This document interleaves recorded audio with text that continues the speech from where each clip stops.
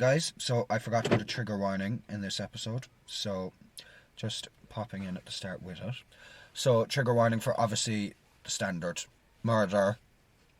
There is also necrophilia involved in this case, rape, animal abuse, and that kind of covers, I think, the majority of the most kind of grisly bits. Yeah. But it's a case. It's a jump scare. It's a case. Yeah. Also prepare for the quality change of moving from the sitting room to the car. But you might notice that at some point. It'll be grand. But it's still all good quality, I promise. So yeah, with that said, enjoy the case as much as one can enjoy a true crime case. Let us know your thoughts, and thanks for listening. Bye. Even though you're about to hear us say hi in about 2 seconds. Hi everyone, and welcome to another episode of Twisted Talks. I'm Tanya. I'm Josh. And today it is Josh's turn to tell us a horrible story. Yeah, this one is actually quite horrible. It's bad, yeah. And I'm still sick because we're still recording the same day as we recorded last week's.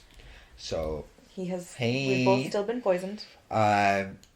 So yeah, I'll just jump straight in because, to be fair, I got a lot on this one. Yeah. And even at the amount I got, I left stuff out. Yeah, sorry, I will still be yawning. I am still tired. Yeah, it's a fairly well-known case, I would say. I recognise that, but I didn't recognise that. Yeah. Because I haven't heard it in a while, so I feel like it'll all be fairly new to me. So take it away, Joshua. This week I'm covering the case of Edmund Emil Kemper III, also known as the co-ed killer. Fantastic name. As most of his victims, the ones that weren't related to him, were college students. Love that. So, starting off with the early life, Edmund Emil Kemper III was born on the 18th of December 1948 in Burbank, California, to parents Clarnell Kemper and Edmund Emil Kemper II. The second. His daddy was the second and he is the third. Kemper was the middle child of 3 children. He had an older sister, Susan Huey Kemper. Sorry, nearly forgot the surname. And younger sister, Aileen Lee Kemper is how I'd say that, because... I think it... Aileen. Because Alan sounds like a man's name. Yeah, but this is...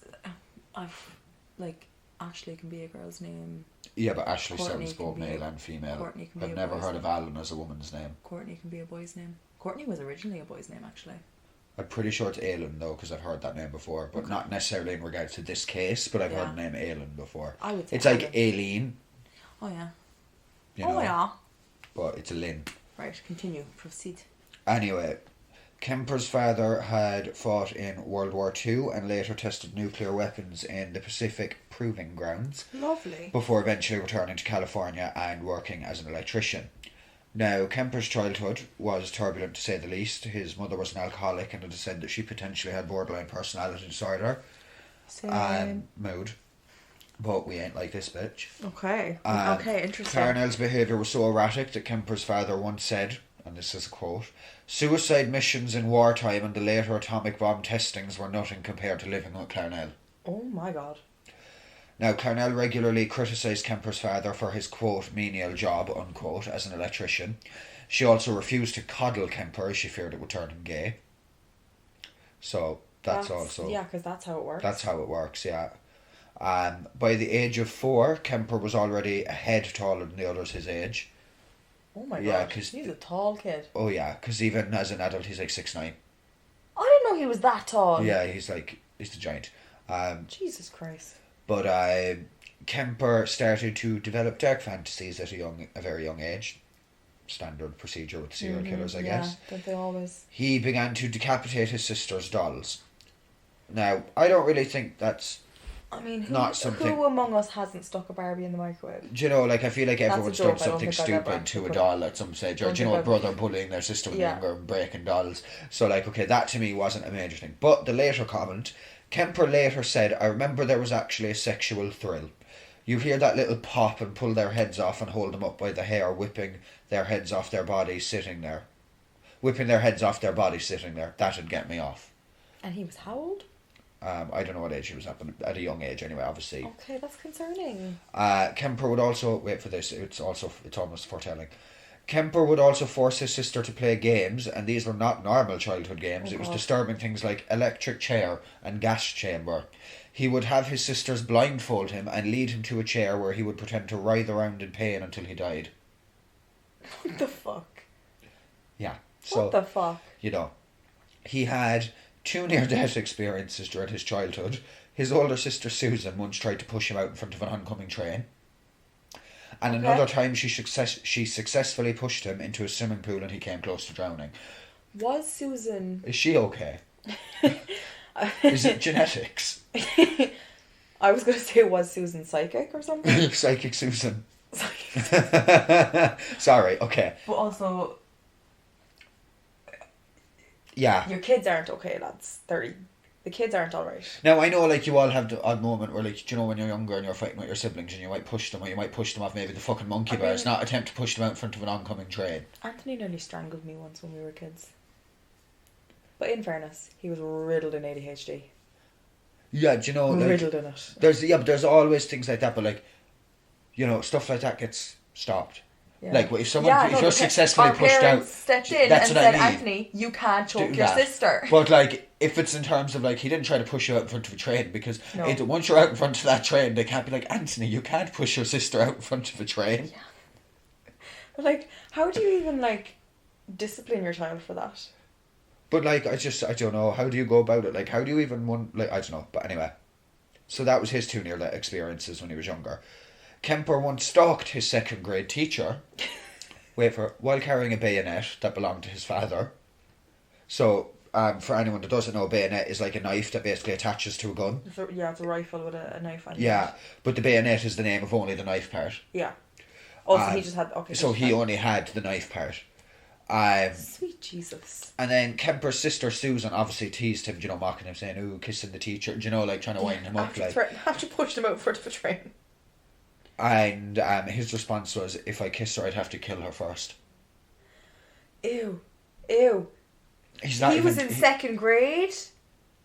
He was what, 8? I don't know, but he was 8. Still a child. I'm going to say 8. Still a young'un. A very, very young'un.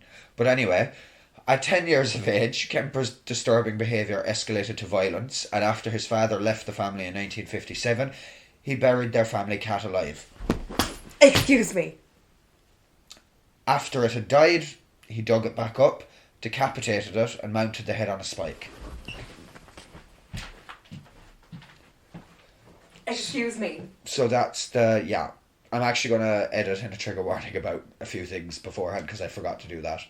But anyway, in later statements made by Kemper, he said how lying to his family about killing the animal gave him pleasure. Can you not lie about other things? Anyway, yeah. I'm fully standing in a corner right now trying to process everything. Like, it's like animal abuse is bad enough, but like, it's awful. I hate fucking animals being harmed and stuff. And even to bury alive is awful. But yeah, there's no words. So, now that Kemper's father wasn't around... Let me sit back down. His mother began to channel her aggression towards Kemper. She forced him to sleep in the basement, claiming that he might hurt his sisters. Do you know what? Fair enough. I'm sorry. Yeah, but she didn't know about the cat. Oh, but then she's a fucking psycho as well. As far as I know, because, like, do you know what he later said that lying about killing the animals gave him pleasure? Gave him pleasure. Yeah, sorry, I was in the corner processing it. Yeah. But so yeah, she would regularly berate and insult him, telling him that... I've just seen something in your research there, and I've just... Oh, the heading. I'm starting to think I've not heard this case before because this is all new to me. Yeah, so here we go. So obviously, yeah, she would regularly berate and insult him, telling him that no woman would ever fall in love with him. That's mean. Very. That's very mean. And then Kemper killed the 2nd family cat when he was 13 years old. Oh my God, will they stop getting cats, please? He thought the cat was showing more affection to his younger sister than to him. He cut its body into numerous pieces and kept them in his closet until his mother found them. Yeah. This is one I wish we were recording because I feel like my reactions are just... video recording, whatever. But no, I knew what you meant. At 14 years of age, Kemper had enough of his mother and the way she treated him. So he ran away from his mother's house to live with his father. However, by this point, his father had remarried and sent his son to live with his grandparents. Because, when you remarry, you automatically don't have any kids from before that marriage, apparently. Right, cancels them out. But it wouldn't take long until Kemper hated his grandparents too. So, now, Kemper was now living with his paternal grandparents in North Fork, California. Kemper felt that living on his grandparents' ranch was no better than living at his mother's. He later called his grandfather senile and complained that his grandmother was emasculating. Okay. Kemper would later say about his grandmother that she thought she had more balls than any man and was constantly emasculating me and my grandfather to prove it. Okay. So, after arguing with his grandmother on numerous occasions, Kemper was obviously, getting angrier and angrier every time. On the 27th of August, 1964, Kemper got into a heated argument with his grandmother. However, this time, furious 15-year-old Kemper went and got his grandfather's .22 caliber rifle, returned to his grandmother in the kitchen and shot her in the back of the head, before quickly firing 2 more shots in her back. Some sources report that he also stabbed her 3 times with either a butcher knife or a kitchen knife. So, yeah. Oh my god. The murder of his grandmother had taken place while his grandfather was out running errands, and once Kemper was sure his grandmother was dead, he knew he would have to kill his grandfather too. So he went to the porch to wait for his grandfather to get back. When Kemper's grandfather returned home and was walking up the driveway to the house, Kemper shot him too. And now both of his grandparents were dead because of him. Okay. Kemper later explained that he'd killed his grandmother Maud because he, quote, just wanted to see what it felt like to kill grandma, unquote. Okay. So yeah. Okay. As you do, However, Kemper had killed his grandfather so that he wouldn't find out his wife had been murdered, apparently. Oh, it was so kind of a bit of so he didn't have to discover his wife, but also a bit of it was kind of something he'd have to do as far as he was concerned. But then, after both his grandparents were dead, it must, I'm kind of inclined in some essence to mean that maybe it was he didn't want his grandfather to find his wife murdered, because of the fact that after both his grandparents were dead, Kemper called his mother, confessed to what he'd done, and she told him to call the police and tell them what happened, and that's what he did. So it wasn't I have to kill my grandfather so nobody finds out. It was, I can't have Granddad finding Nana dead in the kitchen. But then again, this fella, as we go on, seems just to be a psycho? Not even a psychopath or a sociopath or something, I don't know. I would have to say this is definitely already one of the worst. Okay, I know I sound really far away from the microphone, but this is already... Yeah, girl, stop being so erratic. I'm erratic! This is supposed to be erratic. Jesus Christ, this is definitely one of the worst cases already. But yeah, so called the police, whatever. Kemper was obviously tried as a juvenile. At trial, court psychiatrists diagnosed him with paranoid schizophrenia, and he was sent to the criminally insane unit. He was sent to the criminally insane unit of Atascadero State Hospital, a maximum security facility for mental ill convicts. So going into the time there and imprisonments and stuff like that. Okay. However, what do you mean, however? However, at Atascadero State Hospital, the psychiatrists and social workers strongly disagreed with the court psychiatrists on their diagnosis and assessment of Kemper, which, to be honest, so do I. Okay. He does sound like he's a psychopath or experienced psychosis or something like that, but he doesn't sound any bit like someone with paranoid schizophrenia. Yeah, no, there was... I don't see how they came to that conclusion. But Kemper was found to have a genius IQ during his time at the facility. He scored 136 in one IQ test, and in a later test he scored 145. My God. Which I believe isn't far off Albert Einstein. I believe you're correct. I think Albert Einstein was 160 something from when I checked. Take that pinch of salt because I'm not 100% sure, but I think there was only a 20 or 30 difference between him and Einstein. And they led very different lives. Yeah. So because Kemper was so smart and sharp, he was allowed access to some of the assessment devices or tools, and at times he was even left to carry out assessments on other inmates, including sex offenders. Mm-hmm. However, Kemper was only in Atascadero State Hospital for about 6 years, and on his 21st birthday in 1969, he was released. Now, it was advised by doctors at the facility that he should not live with his mother because of her past abuse and his psychological issues surrounding her. Fair enough. Makes sense. Sounds like a solid, good recommendation to make. Yeah. Despite the recommendation of his doctors, Oh my god. when he was released, nobody must have been watching out to see where Kemper would live, and as he had no means of supporting himself and no assistance from the youth authority, Kemper moved back in with his mother Clarnell. Clarnell had previously remarried, taking the name Strandberg, but was divorced again by the time Kemper was living back with her. According to Kemper, Clarnell began to berate him once again. Now, Clarnell had taken a job as an administrative assistant at a new university in Santa Cruz, and Sorry, I just... the nose piercing. Yeah, my glasses nearly ripped out. That's a different kind of sore. Yeah. At a new university in Santa Cruz, and Kemper and her were now living in a duplex on Ord Drive in Aptos. They argued regularly, and these arguments were often heard by neighbours. As part of his parole requirements, Kemper attended community college, and he did well with hopes to get into the police academy someday. However, he was 6'9" and 300 pounds.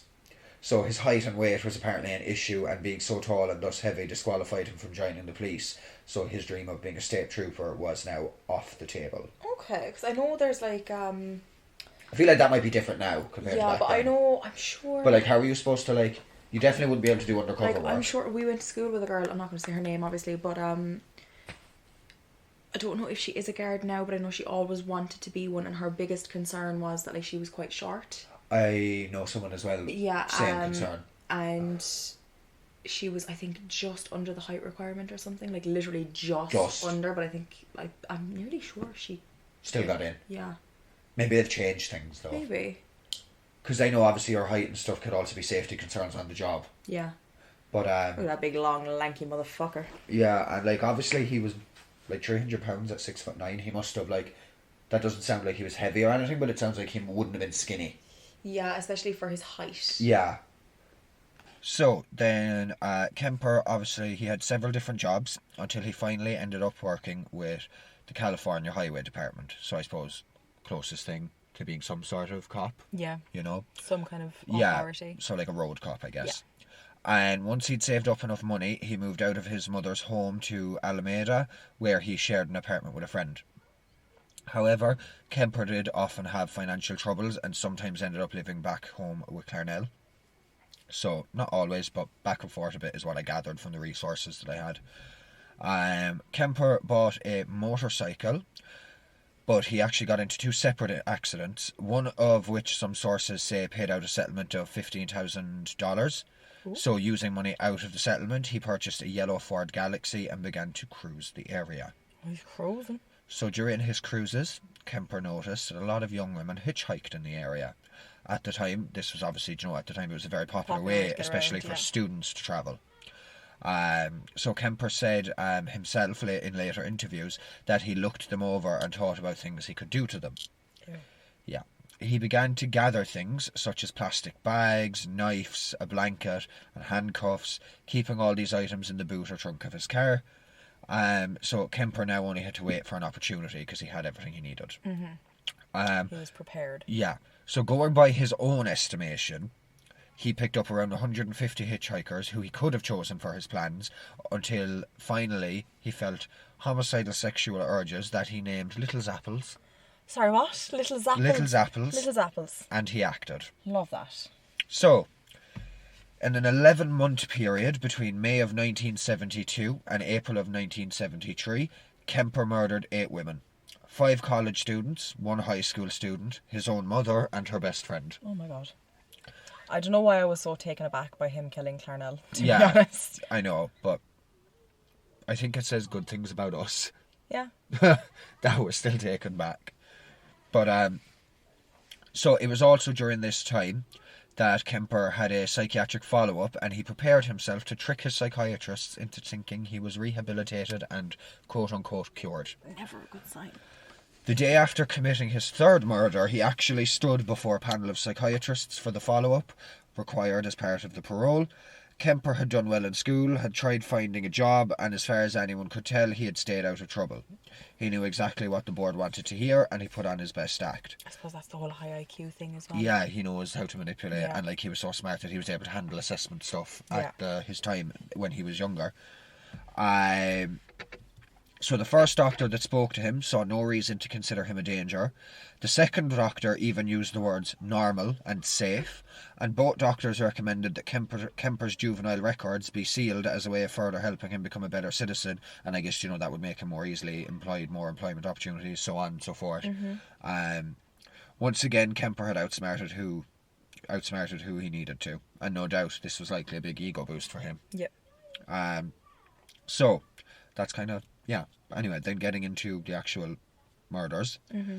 On the 7th of May 1972, Kemper picked up 2 Fresno State students, Mary Ann Pesky, or Pess, I don't know which way it would be pronounced.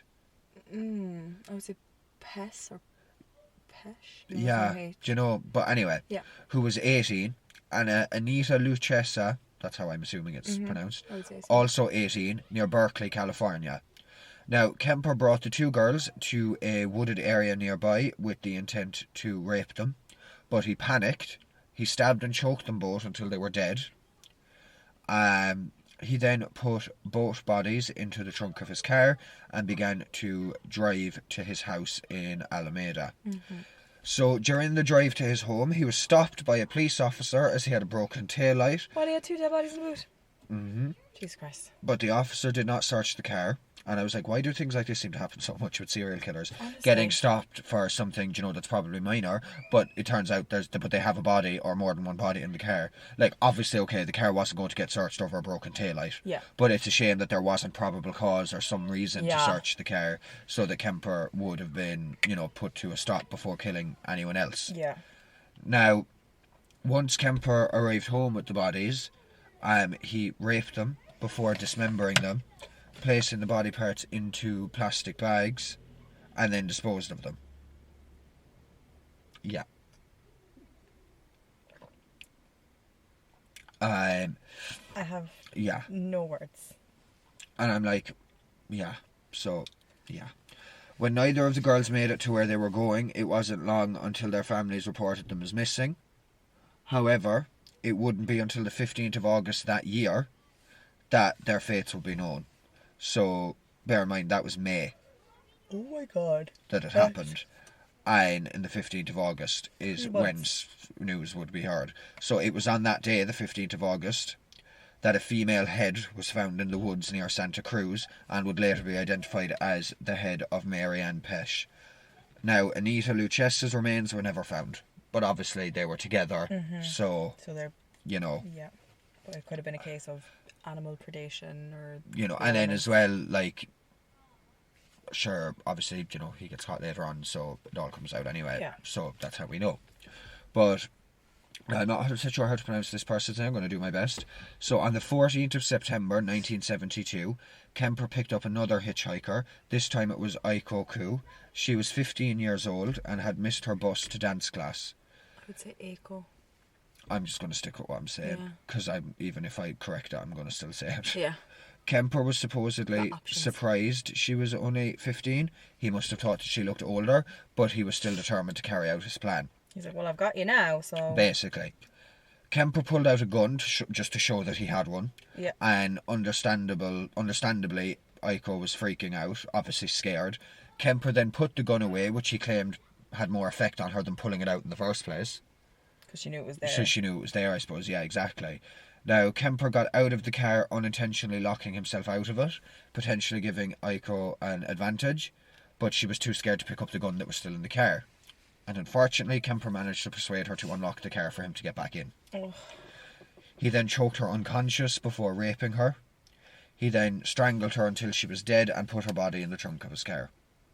He's a piece of shit. Yeah. Kemper later recalled looking down at his latest kill with a sense of pride, saying that he, quote, admired his catch like a fisherman, unquote. Oh my God. Yeah. What a piece of shit. So, yeah. I'm assuming getting cocky, or just for the risk and thrill that came with it, the thrill that came with the risk, sorry, Kemper began to spend time at a bar called the Jury Room, where police officers gathered. And he would listen to their stories and, talk to them. So obviously being close to the people that were trying to catch him must have been thrilling for him. Yes. Now, they all knew him and referred to him as Big Ed, and they generally taught him to be a polite young man. He was described as having a soft voice, polite in manner, and his speech intelligent and articulate. but with an IQ like his, of course you're going to be. Yeah. So in 1973, Kemper was living back with his mother. However, this didn't stop him from continuing his killing spree. Kemper had bought a .22 caliber pistol, and on the 7th of January 1973, Kemper picked up hitchhiker Cindy Shaw. Now, I don't know if there's just a bit of confusion there on maybe he bought that gun earlier, seeing as he had a gun in 1972 in September with Aiko Ku. So I don't know, did he maybe already have the gun and maybe he purchased it at an earlier date, or if he somehow had sourced the gun back then from somewhere else. But either way, regardless of when he got the gun, he either got a gun in 1973 or in 1972. But going by resources, it seems like that somehow he had a gun in 1972, but he purchased one in 1973. I don't know. But either way, man got guns. So he picked up hitchhiker Cindy Shaw. He drove to a secluded area and shot and killed Cindy. And while his mother was out, he went home and hid Cindy's body in his room. Lovely. The next day, he dismembered her body in the bath, beheaded her, and threw parts into the ocean. Like, I think it was off a cliff, but obviously into the ocean then. Yeah. Numerous body parts were later found when they washed up on a beach, and he had actually buried Cindy's head in the backyard of his mother's home. According to Kemper, he did this because his mother, quote, always wanted people to look up to her, unquote. Okay. So that's interesting. Ironic and sick. Twisted. Yeah, interesting sense of humour. So yeah. Then Kemper also, it's worth mentioning before this, Kemper had a campus parking sticker that his mother had given him. I'm assuming she was obviously still working at that university. Yeah. So, you know, she obviously gave him one for, I don't know, if he was ever maybe collecting her or visiting her or just to make anything like that. Easier. Exactly. So on the 5th of February 1973, using the parking sticker, Kemper went to the university and offered two students a ride. Rosalind Thorpe, who was 23, and Alice Liu, I don't know, who was 20. Lou, I would say. Yeah, that's what I'm thinking. Not long after picking the two up, he shot them. Kemper then drove past campus security at the gates with two mortally wounded women in his car. What the fuck? Kemper later told some interviewers that he explained to the campus security that the girls were drunk and he was trying to get them back to their dorms. The girls were wrapped in blankets, so I assume any wounds were not visible. He must have done that maybe afterwards. Yeah. After the shooting. I suppose if the blankets were dark coloured, you wouldn't see the As blood. well, yeah. Probably a believable story on a campus, you know, as well, that, you know, college students had a few drinks, need to get home. So the guard accepted the story, and that was that. Kemper seemed as good as invisible at this point, and he later said, "It was getting easier to do. I was getting better at it." Fantastic. And unfortunately, he's not wrong. Yeah. It clearly was getting easier for him to do, and he must have been getting better at it. Yeah. Until finally. But anyway, after the murders... Sorry, I know they say practice makes perfect, but this is not the kind of thing one should be practicing. Yeah. Read a crime novel, for fuck's sake. Yeah. Do a podcast. We don't have homicidal tendencies, Tanya, or at least I don't. Just to clarify, we don't. After the murders, he decapitated both victims, before then raping both the severed head and the headless body. Yeah. Sorry. And, like... Sorry. The disrespect of it, like... As if, well, obviously murdering someone is disrespectful, to say the least. But then to defile them like that after the fact. Jesus Christ. Yeah. And Kemper removed the bullets from their heads, further dismembered them, and disposed of their body parts in different locations. In March that year, some of Rosalind's and Alison's remains were found by hikers near Highway 1 in San Mateo County. While Kemper was murdering women, there were two other serial killers on the loose, committing their own heinous crimes in the area, John Linley Frazier and Herbert Mullins. This resulted in Santa Cruz being nicknamed the murder capital of the world in the press. Lovely. And the crimes committed by Kemper, going by his MO, I suppose, seeing as they didn't know yet who the perpetrator was, were being said as being done by the co-ed killer or the co-ed butcher. Okay. So he got some names. You know, they had with the MO, they had named him in the press. So then, moving to April of 1973, Kemper committed his last two murders. It is said in some reports and resources that I've used that a lot of murders he committed happened after Kemper had an argument with his mother. And this time, instead of targeting strangers, his last 2 victims were closer to home. On the 20th of April 1973, Good Friday, Kemper went into his mother's room with a claw hammer while she was asleep and bludgeoned her to death before cutting her throat with a knife and decapitating her. Okay. Kemper then raped her severed head. I'm sorry, every time you say that to me, I get it. I don't know what it is. Yeah. Yeah, no, I understand it though. And after he used her head as a dartboard. He also screamed at the head for an hour straight. He cut out her tongue and larynx, put them in the garbage disposal. However, the mechanism couldn't break them up properly and spit the remains back up into the sink. Lovely. Yeah. This man really said, you will never speak a word to me again. You will never tell me that nobody will love me again. Sounds like it was definitely the most aggressive. Yeah, he was like getting all the trauma and the anger out. Yeah. But, like, bro, see a therapist. Please. Please, I'm begging. Oh, but he was too smart for the psychiatrist. Oh, so that's fair, yeah. But after hiding his mother's body parts, Kemper called his mother's best friend, or his mother's friend, Sally Hallett, inviting her over to the house. I thought you were going to say Sally Hansen. Sponsored by Tan. His twisted thinking was that he could use her as a cover story, say that Sally and his mother Clarnell had gone away on vacation together. Kemper strangled Sally not long after she arrived at the house and hid her body in a closet. The next day, April 21st, 1973, he fled from the area. Some reports say in Sally's car. Kemper drove east until he reached Pueblo, Colorado. He expected to soon hear of the 2 murders in the news, but as time went by he hadn't heard anything. On the 23rd of April, 1973, still in Pueblo, he called the Santa Cruz police and confessed to his crimes. Initially, the police didn't believe that Big Ed could be the killer, because remember, I'm surprised. a lot of them knew him from the Jory Room bar. Where he listened to their stories and socialised with many of them, or at least they thought they knew him. However, Kemper soon started to describe things that only the co-ed killer would know. So when he was asked why he decided to stop killing all of a sudden and turn himself in, he said, "It wasn't serving any physical or real or emotional purpose. It was just a pure waste of time. Emotionally, I couldn't handle it much longer." Anyway.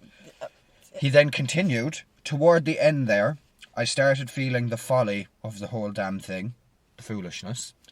And at the point of near exhaustion, near collapse, I just said to hell with it and called it off."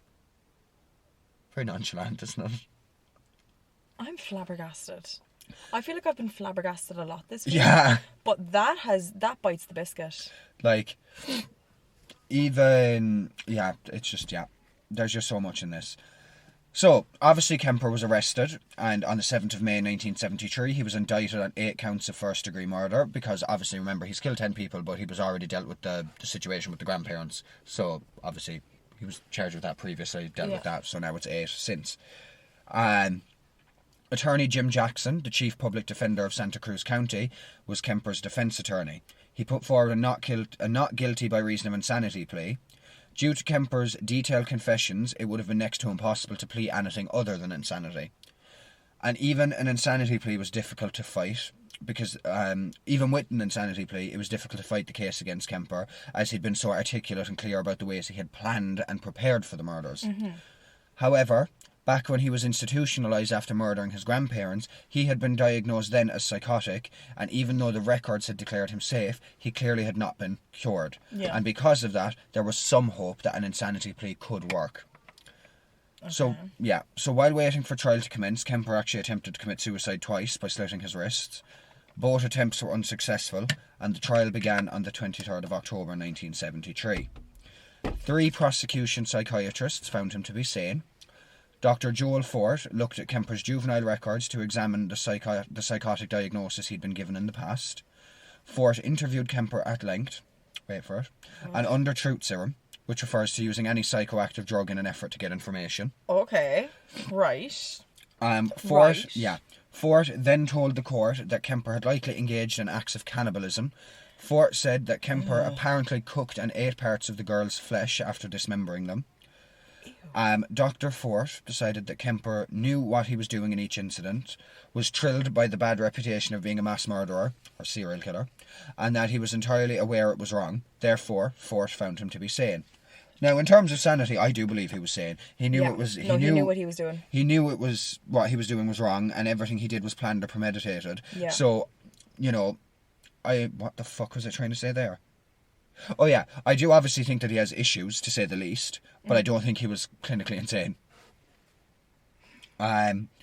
Now, one defence psychiatrist testified to insanity, saying that the crimes were the result of a diseased mind. And yes, between his upbringing, the fact it was believed his mother had undiagnosed and untreated borderline personality disorder, and between the way he was treated by her and potentially being more genetically predisposed to mental illness, he likely did have some sort of mental illness or issues. But I don't believe he was insane. Yeah, not to the point where he wasn't cognizant and he wasn't in control of his choices and his actions. Yeah. He made conscious choices to do what he did and planned every step of it. Now, Kemper's younger sister described the strange things she had seen her brother do in an attempt to show that he was abnormal. Once again, I agree he wasn't normal, but that doesn't make someone insane. Yeah. He was in control of his actions, just like he was in control when he decided to stop, hand himself in and confess to everything. Yep. On the 1st of November 1973, Kemper took the stand. He spoke about what he knew about his mental state and tried to convince the jury that his need to possess a woman and acts of necrophilia were clear indications of an unstable state of mind, which again is true, but doesn't make you insane. Yep. Unless maybe it's a case of psychologists and stuff need to reevaluate what we consider insane. Yeah. But that's a debate for a whole nother time. That they were clear indications of an unstable state of mind, which isn't wrong. Kemper had already told interrogators that he had felt remorse and that he had started drinking more and more to relieve the pressure. However, he also described the sexual thrill he got from removing someone's head and said that killing was like a drug to him. Yeah. Much gross. Kemper also described that he felt like he had two beings inhabiting his body, one of which being the killer personality, and that when it took over, it was kind of like blacking out. He said that the same thing had happened when he shot his grandmother. Now, this man knew everything about assessments and even tricked his own psychiatrist and social workers at 21. And I think at this point he was using how smart he was to say everything he thought would get him not guilty by reason of insanity. Yep, so to me this is a clear manipulation because he has the knowledge surrounding it all and knows what to say whether it's the truth or not. And if it was blacking out, how did you remember it all so vividly to confess in detail? Exactly. Do you know what I mean? Like, fair enough, you might remember things, but it would surely be blotched if you're blacked out. Edmund. I called him Edward again. Oh. But yeah, so I don't buy that. No, absolutely not. So the trial went on for less than 3 weeks, even though... Sorry, I've got more nasally. I've had to block my nose to stop myself from sneezing. The trial went on for less than 3 weeks, even though Kemper had admitted to cannibalism during the Truth Serum interview with Dr. Ford. He later said that it wasn't true and that he had only said it to contribute to the insanity defence. Okay. Very possible. Yeah. I don't believe that using a psychoactive drug is going to get the truth out of anyone. Nope. Or at least solely the truth. It could cause delusions, fictional stories and so on as well. So maybe the cannibalism did happen. And maybe it didn't. I don't think that's something that we'll ever know for certain. Mm-hmm. Whether it was something he was saying to make himself look more insane, whether it was something that he was saying under the truth serum, inverted commas, because it was the truth, or whether it was a delusion because of the psychoactive drugs. I don't know. So, on the 8th of November 1973, the 6-man and 6-woman jury deliberated for 5 hours and returned with the verdict that Kemper was sane and was guilty of all 8 counts of first-degree murder. Kemper had hoped to receive the death penalty. However, he was convicted during a time when the Supreme Court had placed a temporary stop to capital punishment, and all death sentences during that time were to be reduced to life imprisonment. Okay. So the death penalty only became applicable again to crimes committed after the 1st of January 1974. Okay. So when asked by the judge what he thought his punishment should be, Kemper said that he believed he should be tortured to death. Throwback to his childhood games, a gas chamber and electric chair. Yeah. Kemper was sentenced to 7 years to life for each count of first-degree murder. Kemper was first sent to the California Medical Facility State Prison at Vacaville for observation before ending up at the maximum security prison at Folsom. That came into my head as soon as I saw that in research. Time keeps So, on. now, if you guys recall from earlier in this case, back when Kemper was on trial for murdering his grandparents, the court-appointed psychiatrist diagnosed Kemper with paranoid schizophrenia, but the psychiatrists and social workers at Atascadero State Hospital disagreed with this diagnosis, as Kemper simply did not fit enough, or if any, of the criteria for such a diagnosis. And not long after he got to the California Medical Facility, then in 1973, before being moved to the maximum security prison at Folsom, Kemper was re-evaluated and was re-diagnosed with antisocial, narcissistic and schizotypal personality disorder. Oh. Disorders, sorry, plural. Oh. So yeah. Now, I was going to do this section on his imprisonment, but to be honest, most of it is about how great of a prisoner he is and how he's a model prisoner and so on and so forth, and I really don't feel like licking his hole, or talking good about him in any way, to be honest, after everything he's done. Disgusting. Don't get me wrong, I do think people can change and that people can reform, but I'm not 100% sure how I feel about that logic with serial killers. Yeah. But anyway. Now, one thing I will mention is that Kemper's testimony about his state of mind during the murders was integral to law enforcement's understanding of how serial killers operate. So at least he was some help in that sense to maybe prevent, because of helping them understand they might have been more able to prevent future Kempers. Yeah. Or catch them sooner. I don't know. But people who knew Kemper personally even doubt that he has changed. Kemper's half-brother, who remains anonymous in nearly all resources, I think all of them, just for his own safety, really, and his own privacy. Fair enough. But he said, quote, "It's laughable. Kemper is a complete sociopath. He could look you straight in the eye telling you how sorry he is for everything he did while at the same time plotting your demise and you'd never have a clue." Mm-hmm. Now, I don't think he could ever be trusted to rejoin normal society. I think he's too smart and manipulative to be believed that he's being a model prisoner because he's reformed. I think it's all an act to get released. Yeah, absolutely. I'm not saying if he was released that he would kill again, but I don't think he can be trusted not to kill again, and that releasing him is not a risk worth taking. Mm-hmm. Now, jumping to talking about parole, which initially confused the fuck out of me, because he was first eligible to apply for parole in 1979, only 6 years after the trial. Excuse me? And I couldn't wrap my head around that. So, to make sense of it, I need to first briefly mention the life or parole process in California. Okay. So, in California, offenders that are serving life sentences with the possibility of parole are automatically eligible for a parole hearing, typically 13 months before their minimum eligible parole date, or upon reaching the eligibility for the youth offender or elderly parole processes. So in his case, it's 13 months before their minimum eligibility parole date. Mm-hmm. So looking back to his sentences, they were 7 years to life on each count. So if I'm interpreting it correctly, he was able to get a parole hearing in 1979 because he could get one 13 months before the minimum eligible parole date, which I'm assuming is the 7 years in the 7 years to life. Yeah. So the minimum eligible parole date was the 7 years on the first count. Yeah. Therefore, he could apply for a parole hearing in 1979 to try and get granted to be released in 1980 once he'd done 7 years. Okay, I getcha. That's what I gather. I getcha. So, Kemper was denied parole at hearings in 1979, 1980, 1981, and in 1982. Ew. In 1985, he waived his right to a parole hearing. A prison spokesperson said Kemper's decision, which came only moments before his parole hearing in 1985, was due to the presence of the news media.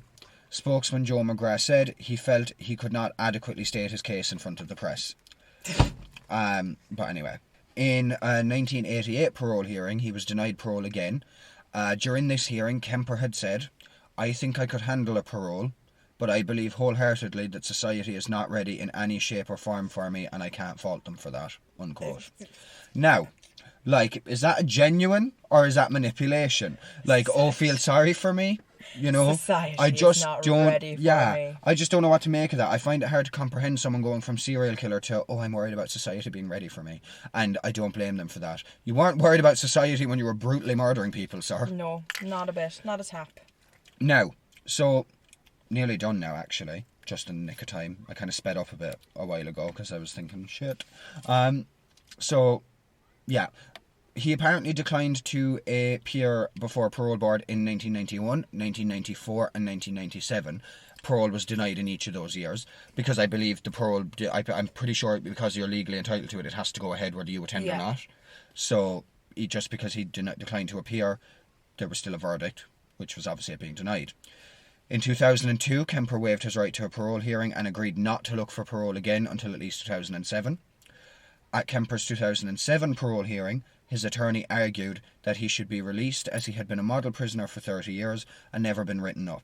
However, prosecutor Ariadne Simons, don't know if I'm saying that right. Interesting. Yeah, who represented the district attorney's office, said, "We don't care how much of a model prisoner he is because of the enormity of his crimes." Fair enough. Parole was again denied. Kemper waived his right to have a parole hearing in 2012. Oh, sorry. Side note, I think that's actually pronounced Ariana.